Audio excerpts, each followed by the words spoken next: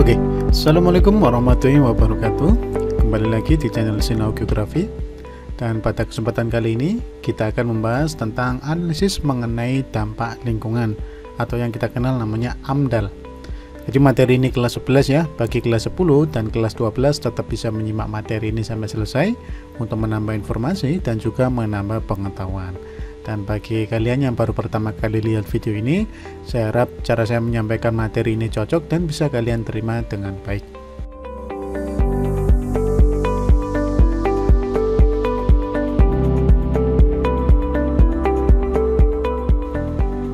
Oke, jadi AMDAL ini adalah sebuah singkatan tentang analisis mengenai dampak lingkungan. Dari kata-kata ini saya yakin kalian sudah bisa mereka-reka ya, apa sih AMDAL itu. Jadi digunakan untuk analisis dampak lingkungan, berarti fokusnya adalah pada lingkungan. Secara definisi, AMDAL itu adalah kajian mengenai dampak penting suatu usaha atau kegiatan yang direncanakan pada lingkungan hidup yang diperlukan bagi proses pengambilan keputusan tentang penyelenggaraan usaha atau kegiatan itu yang dapat menimbulkan perubahan pada lingkungan hidup. Cukup panjang ya definisinya. Jadi kalau saya persingkat seperti ini, jadi AMDAL itu adalah sebuah kajian kelayakan pada satu usaha atau kegiatan yang akan dibuat dengan melihat dampaknya nanti ketika industri atau kegiatan itu didirikan terhadap lingkungan yang ada sekitarnya. Dampaknya berbahaya apa tidak? Dampaknya negatif apa tidak? Kalau sudah dampaknya negatif, maka itu tidak bisa. Jadi nanti ada kajian-kajiannya seperti itu. Jadi fungsinya AMDAL itu kayak ujian gitu ya. Kalau kalian, misalnya kalau kalian mau lulus ke tahap selanjutnya, maka kalian harus lulus ujian. Nah sama dengan ini. Ketika sebuah kegiatan atau usaha masyarakat mau didirikan, maka harus lolos AMDAL. Walaupun tidak semua kegiatan harus AMDAL, tapi kegiatan yang bisa menimbulkan dampak terhadap lingkungan, kegiatan itulah yang wajib memiliki AMDAL. Nah, saya analogikan seperti ini ya. Jadi misalkan kalian adalah seorang pengusaha, nah ya mudah-mudahan kalian jadi pengusaha ya.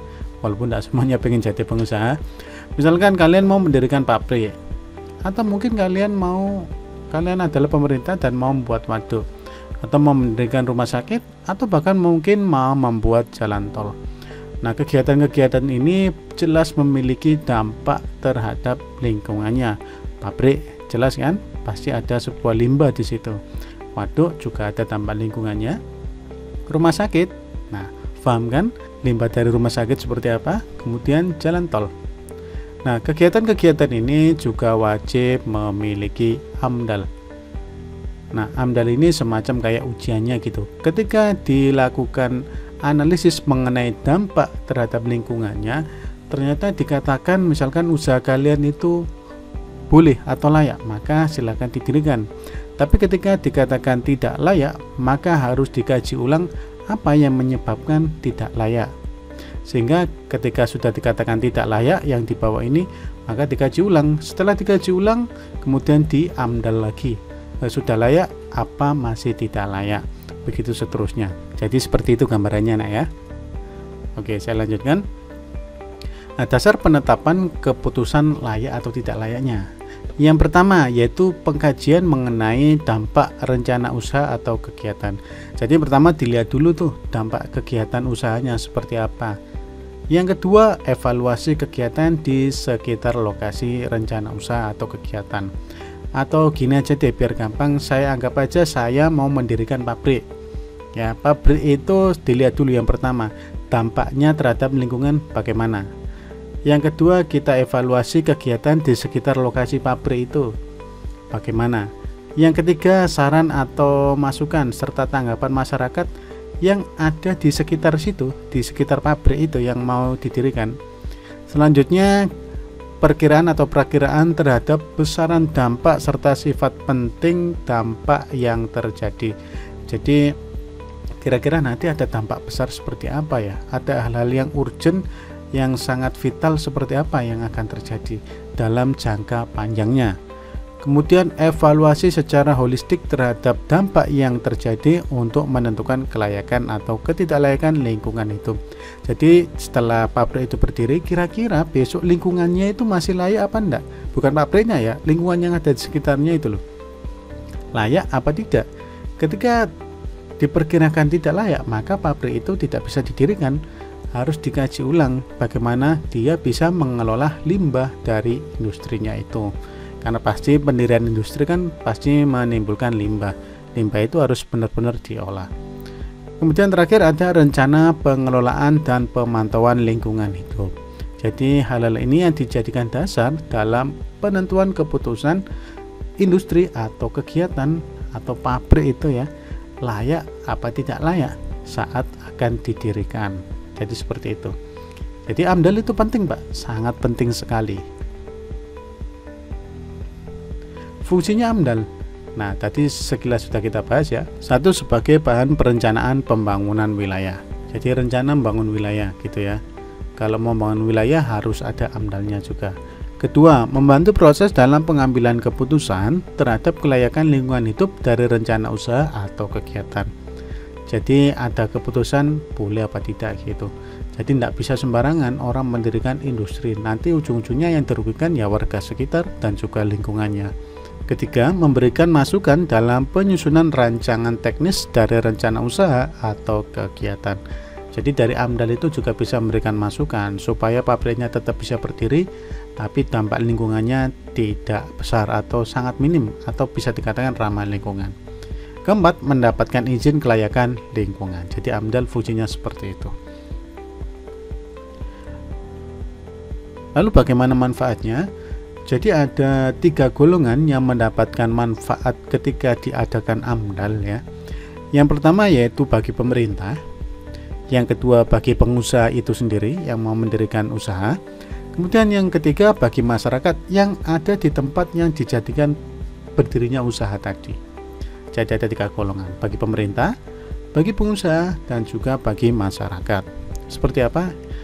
Nah, yang pertama bagi pemerintah. Apa manfaatnya bagi pemerintah? Satu, menjaga lingkungan dari pencemaran dan kerusakan. Itu kan untuk masyarakat juga, iya. Tapi pemerintah juga memegang peran penting untuk memberikan izin di situ. Yang kedua, menghindari konflik dengan masyarakat yang ada di sekitar pabrik itu. Nanti jangan sampai ketika pabrik sudah berdiri ternyata dampaknya sangat besar, masyarakat merasa dirugikan adanya pabrik itu, yang timbul adalah konflik karena kerusakan lingkungan. Ketiga, menjaga prinsip pembangunan berkelanjutan. Jadi supaya lingkungannya tetap terjaga sampai anak cucu kita besok bisa menikmati manfaat dari lingkungan yang ada di sekitar tempat itu. Kemudian yang keempat, wujud tanggung jawab pemerintah dalam mengelola lingkungan hidup. Ya, pemerintah juga punya tanggung jawab dong dalam mengelola lingkungan hidup. Salah satunya ya AMDAL ini. Lalu bagi pengusaha bagaimana? Jelas. Satu, ketika di AMDAL, pengusahanya merasa terjamin. Jadi merasa legal seperti itu. Wah, usaha saya sudah bagus ini, sudah lolos AMDAL, berarti memang layak berdiri di situ dan ramah lingkungan. Yang kedua, menjadi referensi peminjaman kredit. Jadi kalau usaha itu sudah dinilai dari lingkungannya sudah oke, sudah legal, sudah layak secara lingkungan, maka secara ekonominya juga pasti akan oke di situ. Kemudian yang ketiga, bukti ketaatan hukum. Jelas dong, sebagai warga negara kalau mau punya usaha dan kemungkinan besar usaha itu bisa berdampak terhadap lingkungan, maka wajib hukumnya untuk dilakukan AMDAL atau diuji. Supaya apa? Supaya baik bagi semua golongan atau semua bidang. Jadi yang diuntungkan tidak hanya pengusahanya, tapi warga sekitar juga diuntungkan dari berdirinya usaha atau kegiatan tersebut. Itu ya, manfaat bagi pengusaha.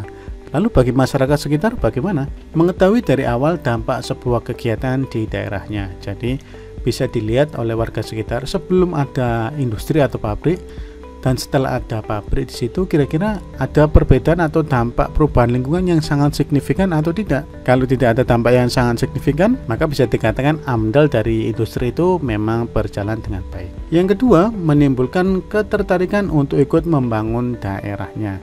Jadi kalau ada usaha di situ, sudah secara lingkungan oke, maka warga-warga di sekitar juga bisa ikut terpacu untuk ikut membangun wilayah atau melestarikan wilayah yang ada di sekitar situ. Atau bahkan mungkin kalau industri gitu ya, menarik sumber tenaga kerja di sekitar wilayah usaha tersebut. Salah satunya juga seperti itu. Oke, jadi seperti itu manfaat dari AMDAL dari 3 golongan tadi bagi pemerintah, bagi pengusaha, dan juga bagi masyarakat sekitar. Lalu kegiatan apa saja sih yang wajib AMDAL itu? Ada beberapa bidang ya. Yang pertama adalah bidang multisektor. Kemudian ada bidang pekerjaan umum, bidang kehutanan, ada juga bidang pertahanan, bidang industri, bidang perhubungan, dan juga bidang teknologi satelit.